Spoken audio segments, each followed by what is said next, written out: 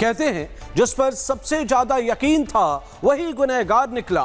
भरोसे का कत्ल हुआ तो हर रिश्ता शर्मसार निकला। मेरठ से आई ये कहानी सिर्फ एक हत्या की नहीं बल्कि भरोसे के कत्ल की कहानी है।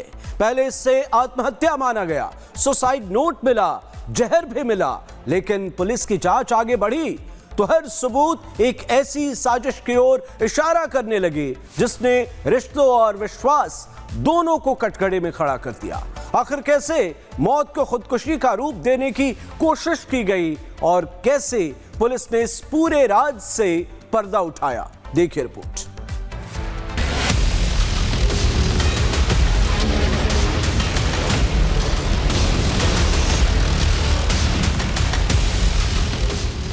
उत्तर प्रदेश के मेरठ से रिश्तों के कत्ल की ऐसी कहानी एक बार फिर सामने आई जिसे सुनकर लोगों के होश फाख्ता हो गए।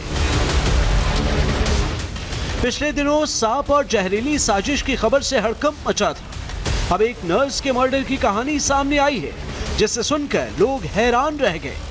25 साल की नर्स नेहा, जिसकी मौत को पहले खुदकुशी मान लिया गया, लेकिन पुलिस की जांच जैसे जैसे आगे बढ़ी तो हर सुराग एक खौफनाक साजिश की तरफ इशारा करने लगी। आगे बढ़ें और साजिश की परत दर परत खोलें, उससे पहले आपको पूरी कहानी के बारे में बताते हैं। फफुंडा की रहने वाली नेहा निजी अस्पताल में नर्स थी। 18 जुलाई को दोपहर 12 बजे वो अस्पताल के ऑपरेशन थिएटर में बेहोश मिली। बेहोश होने के बाद डॉक्टरों ने तुरंत उसकी जांच की और जांच में पता चला कि नेहा की मौत हो चुकी है। नेहा की मौत की खबर तुरंत पुलिस को दी गई।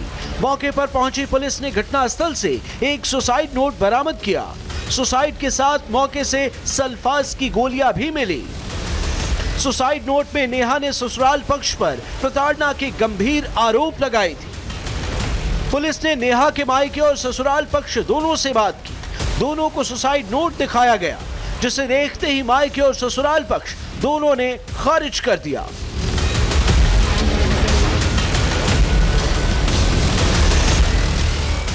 परिजनों ने पुलिस को नेहा की पुरानी कॉपियां दिखाकर साबित किया कि यह लिखावट उसकी नहीं है।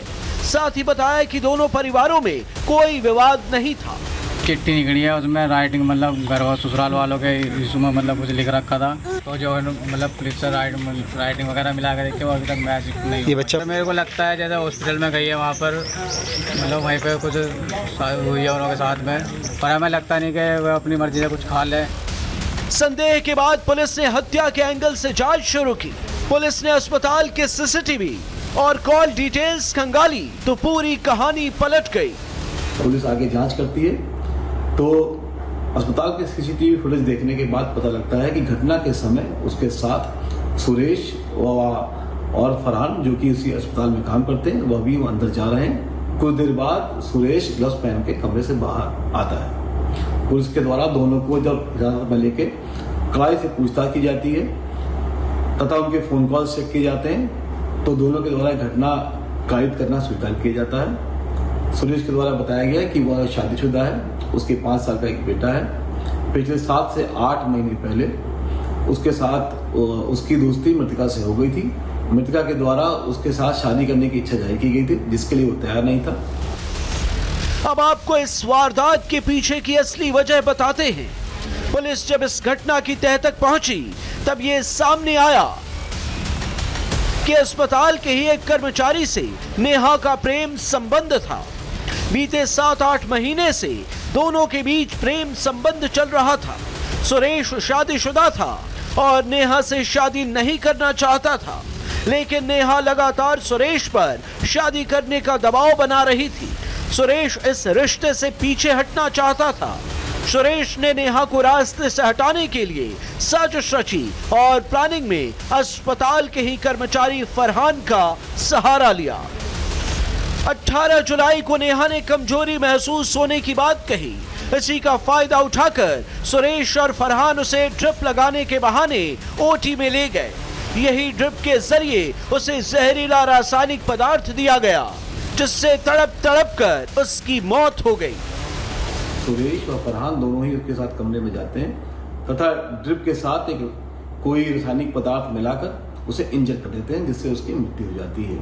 तथा पुलिस को गुमराह करने के लिए पास ही पड़े नोटपैड के से सुसाइड नोट लिखकर वो पास में डाल देते हैं। पुलिस के द्वारा मौके से सुसाइड नोट का नोटपैड, सिरिंज, केमिकल रासायनिक पदार्थ का रैपर, कैनुला व उसका मोबाइल फोन कब्जे में ले लिया गया है।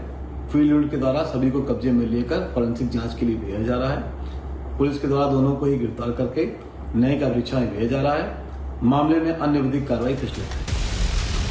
बहरहाल पुलिस ने दोनों आरोपियों को गिरफ्तार कर लिया है और दोनों से पूछताछ की जा रही है। Bureau report, Republic Bharat.